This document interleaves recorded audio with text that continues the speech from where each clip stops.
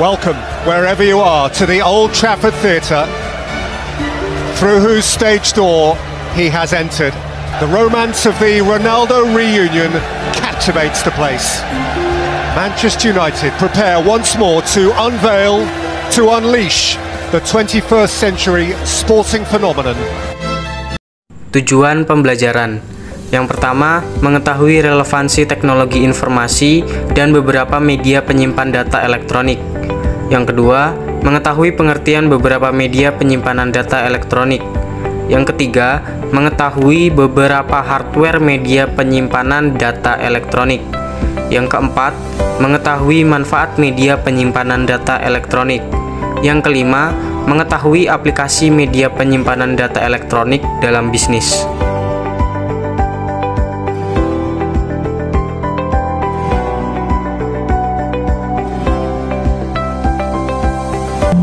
Baik, saya akan menjelaskan mengenai teknologi informasi dan media penyimpan data elektronik.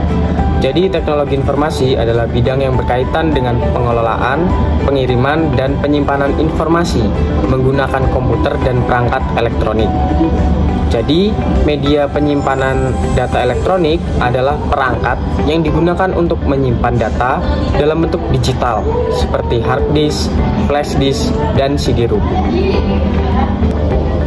Berikutnya mengenai manfaat media penyimpanan data elektronik. Yang pertama, manfaat media penyimpanan data elektronik di dunia pendidikan, yaitu memudahkan akses dokumen pendidikan, meningkatkan pengetahuan, dan memberikan efisiensi dalam proses pembelajaran. Yang kedua, untuk dunia bisnis. Manfaatnya yaitu memudahkan dalam persiapan data, meningkatkan kinerja dalam bisnis, memudahkan dalam berkolaborasi dan kerjasama, dan bisa menghemat biaya dan waktu, serta memudahkan dalam pengarsipan data. Selanjutnya adalah macam-macam media penyimpan data elektronik. Yang pertama ada CD-ROM. CD-ROM merupakan optical disc yang hanya dapat dibaca dan tidak dapat diedit, baik untuk mengubah, menambah, menghapus data yang telah terekam di dalamnya. Yang kedua ada DVD-ROM. DVD-ROM adalah sebuah format media penyimpanan optical disc. DVD-ROM ini memiliki kapasitas simpan hingga 4,7 GB single player dan 8,5 GB untuk double player. Yang ketiga ada USB atau flash disk. Flash disk adalah alat penyimpanan data memori flash type NAND yang memiliki alat penghubung USB yang terintegrasi. Lalu yang keempat ada hard disk. Hard disk adalah komponen perangkat keras yang menyimpan semua konten digital, dokumen foto, musik, video, dan sistem operasi maupun konten digital. Nah, untuk hard disk itu ada hard disk eksternal dan hard disk internal. Selanjutnya ada hardware media penyimpanan data elektronik yang termasuk ke dalam hardware penyimpanan data elektronik antara lain adalah CD-ROM, DVD-ROM, HD DVD, dan RAID disk, flash disk, serta hard disk internal. Media penyimpanan data eksternal termasuk produk komputer di mana untuk mengoperasikan media tersebut harus dihubungkan dengan komputer atau dengan perangkat player. Beberapa perusahaan yang memproduksi optical disk di pasar cukup banyak, diantaranya adalah Sony, Panasonic, Samsung, Philips, LG, Toshiba, Sharp, dan Hitachi. Berikutnya ada software media penyimpanan elektronik. Berikut ini adalah contoh dari software yang beredar di masyarakat dan dikemas dalam format CD-ROM atau DVD-ROM, antara lain adalah software untuk program statistik, program akuntansi, program keuangan, program sistem produksi, program desain, program grafis, editing video, editing foto, pengolahan program pengolahan data, serta multimedia player dan burning. Aplikasi CD-ROM dalam bisnis. Jadi dalam dunia bisnis, munculnya CD-ROM di pasar akan membuat kegiatan bisnis menjadi lebih produktif, lebih menarik, dan lebih efisien karena beberapa alasan. Di antaranya adalah sebagai berikut.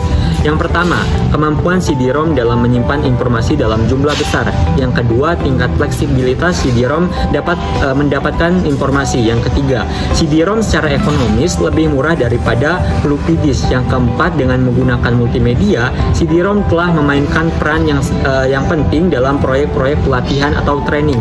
Yang kelima, munculnya teknologi CD-ROM di pasar telah memotivasi produsen software dan hardware dalam mengembangkan dan meningkatkan produk sesuai dengan kebutuhan konsumen.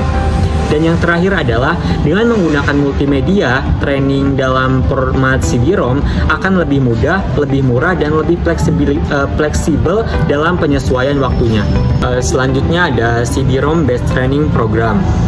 Ini merupakan programmer memasukkan sebuah instruksi dalam sebuah program pelatihan para pegawai secara lengkap, baik teks, gambar, suara, animasi, maupun grafisnya.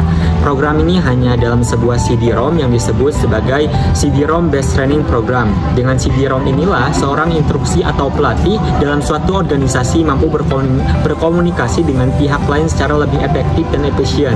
Terlebih lagi kalau pelatihan tersebut dihubungkan dengan suatu jaringan jarak jauh seperti menggunakan jaringan satelit, maka yang diperolehnya akan semakin besar dan biaya operasionalnya relatif lebih murah.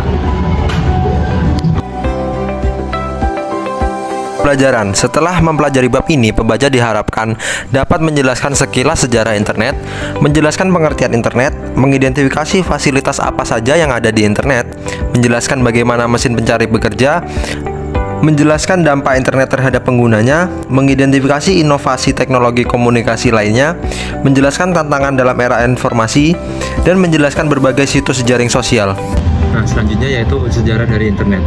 Gray Haywood menerangkan bahwa sejarah internet bermula pada waktu akhir dekade 60-an saat Departemen Pertahanan Amerika Serikat atau United States Department of Defense memerlukan standar baru untuk komunikasi internet working. Standar yang mampu menghubungkan segala jenis komputer di DoD dengan komputer milik kontraktor militer, organisasi penelitian, dan ilmiah di universitas. Jaringan ini harus kuat, aman, dan tahan kerusakan, sehingga mampu beroperasi di dalam kondisi minimum akibat bencana atau perang. Tahun 1969, Advanced Research Project Agency atau ERPA dibentuk, tugasnya melakukan penelitian jaringan komputer mempergunakan teknologi paket switching. Nah, selanjutnya jaringan pertama internet dibangun untuk menghubungkan 4 tempat, yaitu Stanford Research Institute atau SRI, kemudian University of California at Santa Barbara, kemudian University California at Los Angeles, dan University of Utah. Hingga tahun 1972, jaringan ini telah menghubungkan lebih dari 20 host dan disebut sebagai ARPANET. ARPANET kemudian menjadi backbone internet working. Institusi pendidikan, penelitian, industri, dan kontraktor, terutama yang berkaitan dengan jaringan militer atau MILNET. Tahun 1986, ARPANET mulai dikomersilkan dengan mengisolasikan jaringan militer. National Science Foundation kemudian membiayai pemborongan backbone ARPANET menjadi backbone internet komersil dan dikelola oleh Advanced Network Service atau INS. Nah, selanjutnya itu definisi internet. Apa sih internet itu? Jadi, internet adalah jaringan komputer yang tersusun oleh ribuan bahkan jutaan komputer. Semakin hari, kebutuhan akan internet semakin bertambah seiring dengan kemajuan teknologi yang berkembang. Kebutuhan akan internet adalah untuk menunjang aktivitas manusia yang semakin kompleks. Tidak ada yang memimpin dan mengatur secara mutlak adanya internet, tetapi lalu lintasnya diatur oleh perusahaan swasta. Semua komputer yang terkoneksi menggunakan sistem Transmission Control Protocol atau Internet Protocol yang disingkat TCP atau IP. Nah, komputer di internet menggunakan arsitektur client atau server.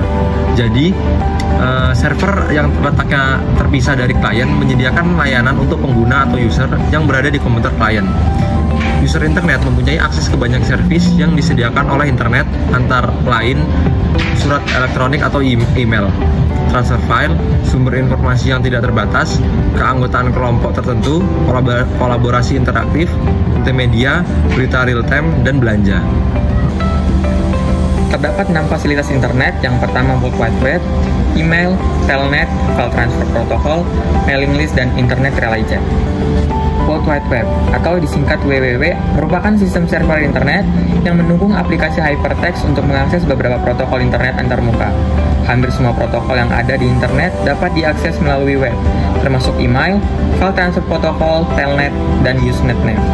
Selanjutnya ada email, merupakan surat elektronik yang layanannya memudahkan user komputer, baik lokal maupun non-lokal, untuk saling bertukar pesan. Tiap user email mempunyai kotak surat atau mailbox yang digunakan untuk menyimpan email yang ditujukan ke user tersebut. Pesan yang dikirim melalui email dapat diterima dalam hitungan detik. Yang ketiga ada telnet, merupakan suatu program untuk login ke komputer lain di internet sehingga dapat mengakses database online, katalog perpustakaan, layanan chatting, dan banyak lagi.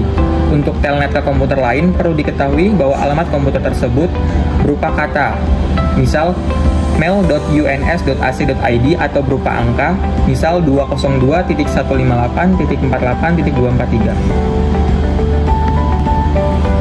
FTP atau File Transfer Protocol merupakan program dan metode yang digunakan untuk mentransfer file dari satu komputer ke komputer yang lain di internet.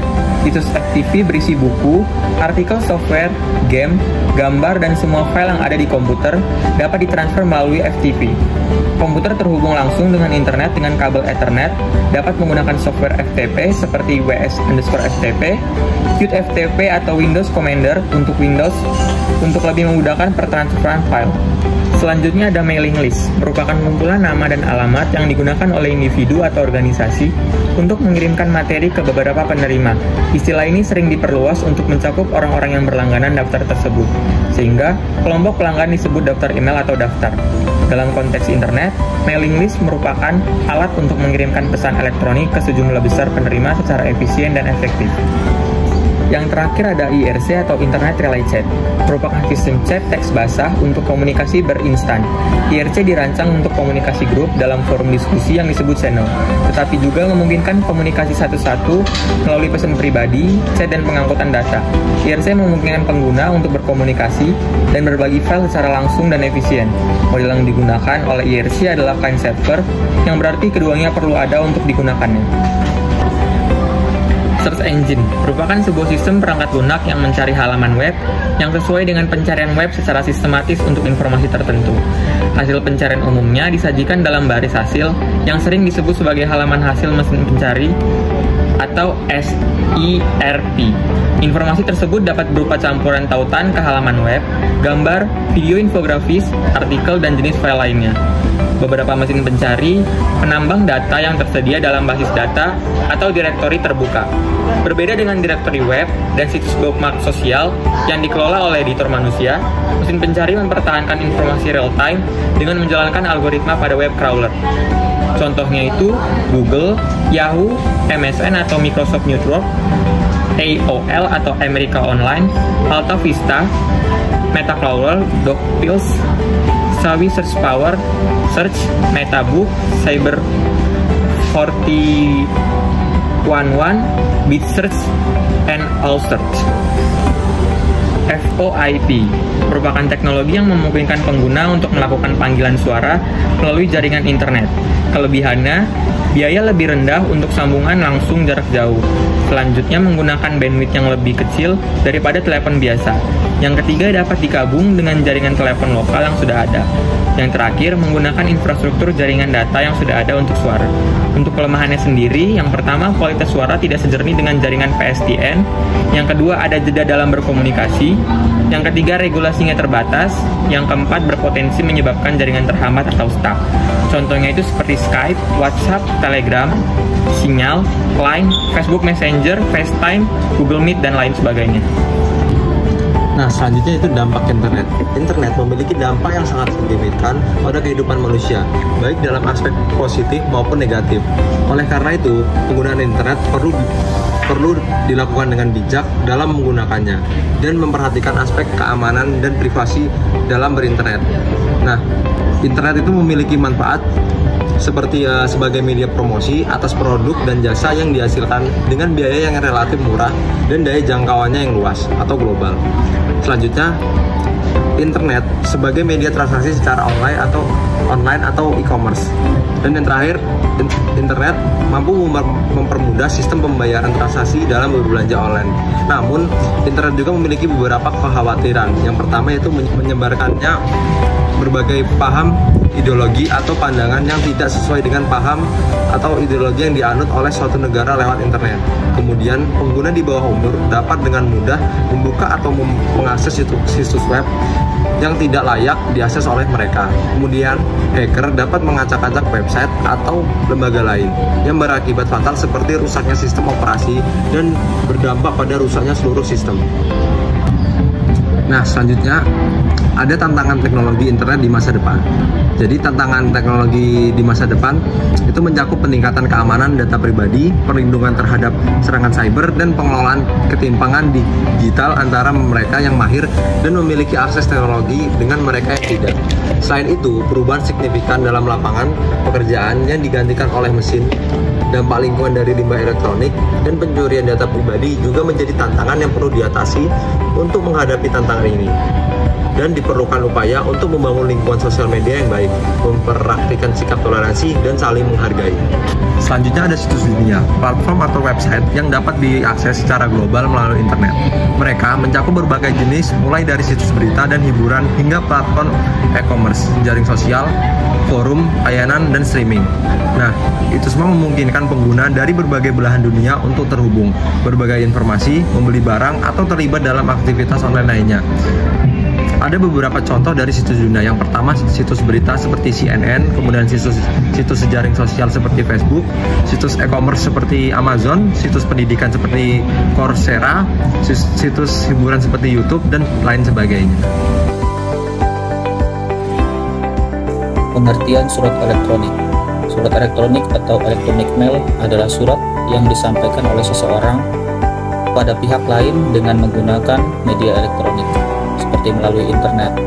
Kini, email menjadi salah satu bentuk atau cara pengiriman dokumen, surat, informasi, atau pesan apapun yang dilakukan tanpa kertas dan menggunakan media kertas, di mana pengirimnya memerlukan waktu yang cukup lama dan menggunakan jasa pengiriman baik via pos maupun jasa pengiriman dokumen lainnya. Cara memperoleh email gratis. Di dalam dunia korespondensi bisnis modern, peran surat elektronik email sangatlah penting sebagai salah satu media elektronik yang digunakan untuk menyampaikan pesan-pesan bisnis. Oleh karena itu, bagaimana memperoleh email akun secara gratis? Untuk memperoleh email secara gratis sangatlah mudah dan tidak berbelit-belit. Berikut ini adalah beberapa tahapan penting yang perlu diperhatikan demi memperoleh email gratis. Yang pertama ada mendaftarkan diri ke website yang dipilih. Untuk memperoleh alamat email atau email account, Anda harus mendaftarkan diri ke salah satu website yang menyediakan alamat email secara gratis. Sebagai contoh, beberapa website yang menyediakan layanan email gratis antara lain Yahoo, Gmail, Hotmail, dan Plaza.com. Beberapa tahapan yang harus dilakukan untuk mendaftarkan diri sebagai pemilik akun email. Yang kedua adalah mengisi formulir pendaftaran. Setelah memilih salah satu website layanan email gratis seperti Yahoo, langkah berikutnya adalah mengisi formulir pendaftaran pada kolom yang sudah disediakan. Beberapa informasi yang penting yang perlu Anda isi dalam formulir pendaftaran antara lain nama lengkap, tanggal lahir, jenis kelamin, alamat rumah, kode pos, nomor telepon, pekerjaan. Ketikkan kode yang terlihat, kombinasi angka dan huruf, dan hobi. Yang ketiga, mengirimkan ke website yang dipilih.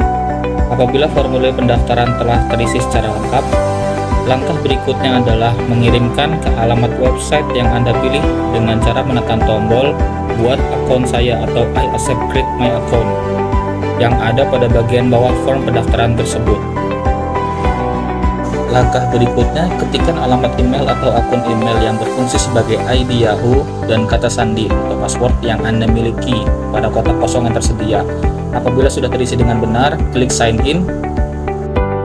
Setelah Anda klik tombol sign in, akan muncul tampilan halaman email Anda yang berisi beberapa menu penting seperti check mail, new contacts, calendar, notepad, inbox, draft, send, spam, trash, my photo, my attachment, dan sebagainya. Cara mengirim email.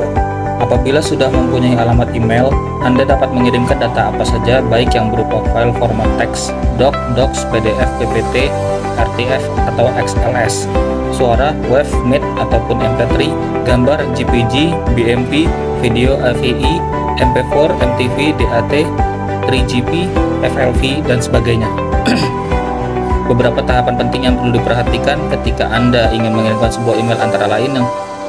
Yang pertama, apabila Anda menggunakan email gratis dari yahoo.com, ketikkan alamat website https www.yahoo.com, lalu tekan tombol enter atau klik go. Kemudian akan muncul tampilan dalam layar monitor halaman situs yahoo.com. Selanjutnya klik mail untuk memunculkan tampilan halaman email. Cara menjawab email. Setiap surat yang masuk biasanya ditampung dalam sebuah folder, yaitu kotak surat atau inbox. Dalam kotak surat tersebut terdapat semua surat yang masuk, baik yang sudah dibaca maupun yang belum dibaca. Dalam kotak surat tersebut, kita juga dapat mengatur file yang ada, seperti menghapus atau memindahkan file ke folder lainnya. Etika ber-email. Dalam dunia korespondensi bisnis modern, terutama yang berkaitan dengan surat elektronik atau email, perlu diperhatikan etika atau kaidah-kaidah tertentu yang berlaku secara umum. Etika ini diperlukan agar masing-masing pengguna memiliki rasa tanggung jawab dan memberikan rasa aman kepada pihak lain dalam melakukan korespondensi melalui email. Selanjutnya, komponen email. Pada umumnya, sebuah email berisi beberapa poin penting, antara lain: to, menyatakan alamat pengirim pesan email; from, menyatakan nama dan alamat pengirim pesan email; carbon copy, menyatakan tembusan pesan email yang akan dikirimkan ke pihak lain; blind carbon copy, sama seperti carbon copy, tetapi alamat pengirim email tidak tertera dalam header pesan; subject, menyatakan hal atau sesuatu yang ingin disampaikan kepada pihak lain; date, menyatakan waktu dan tanggal pesan email dikirimkan; sender, menyatakan alamat email pengirim pesan; reply to, menyatakan surat jawaban langsung kepada si pengirim pesan email; attachment, tisipan file.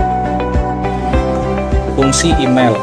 Email memiliki beberapa fungsi dasar bagi penggunanya, antara lain: yang pertama, menerima pesan email; yang kedua, membaca pesan email; yang ketiga, mengirim pesan email; yang keempat, menjawab pesan email yang masuk; dan yang kelima, meneruskan pesan email yang masuk ke pemakai lain. Situs jejaring sosial.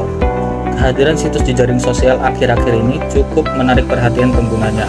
Tujuan awal situs tersebut adalah sebagai media pencari pertemanan. Namun dalam perkembangannya, para pengguna situs tersebut mampu mengoptimalkan penggunaan yang lebih luas. Artinya, keberadaan situs tersebut dapat dimanfaatkan oleh para penggunanya untuk berbagai kepentingan, termasuk kepentingan bisnis. Oleh karena itu, tidaklah mengherankan kalau para pengguna berani mencoba keberuntungan bisnis lewat situs tersebut dengan menawarkan beraneka produk, mulai dari produk kebutuhan harian sampai produk yang unik dengan harga spesial. Terdapat studi kasus di mana pada September 2020 terjadi kebocoran data yang melibatkan platform cashback reward dan kurator e-commerce Shopback di Indonesia. Data pengguna yang terdampak mencakup nama, lokasi GPS, informasi kontak, gender, tanggal lahir, dan nomor rekening. Shopback menemukan adanya akses ilegal ke sistem yang memuat data pengguna. Meskipun informasi seperti kata sandi dan data kartu kredit tetap aman dan terlindungi lewat enkripsi.